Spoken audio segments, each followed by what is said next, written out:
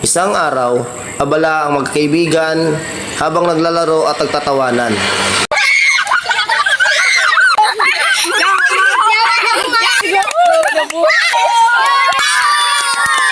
Masaya sana ang kanilang kwentuhan.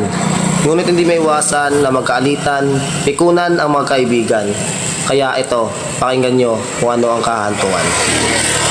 Tingnan mo nga yung dalawa, may sariling mundo, palingera. Patong.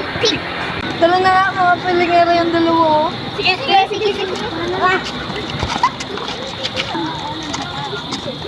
Makalipas ang 2 araw. Tingnan mo nga, Jeff. Ang ganda-ganda ng mga bulaklak na ito.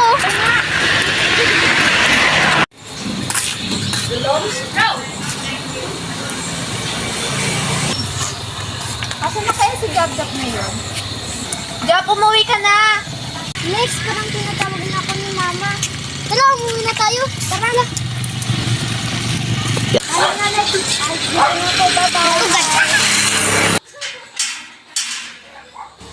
Isang araw, muling inaya ni Lexie si Jab-Jab upang maglaro. Jab, tara. Tayo.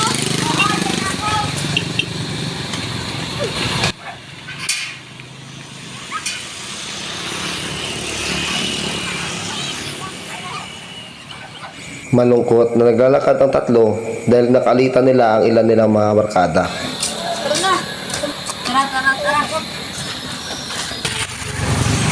At sa ilang banda, muling nagkasalubong ang magbarkada. Ngunit sinadya nila itong banggain dahil sa galit.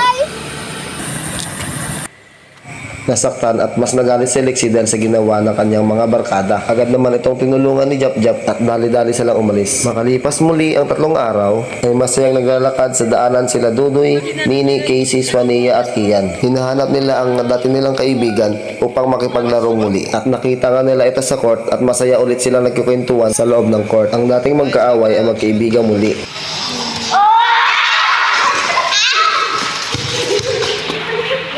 Thank you for watching.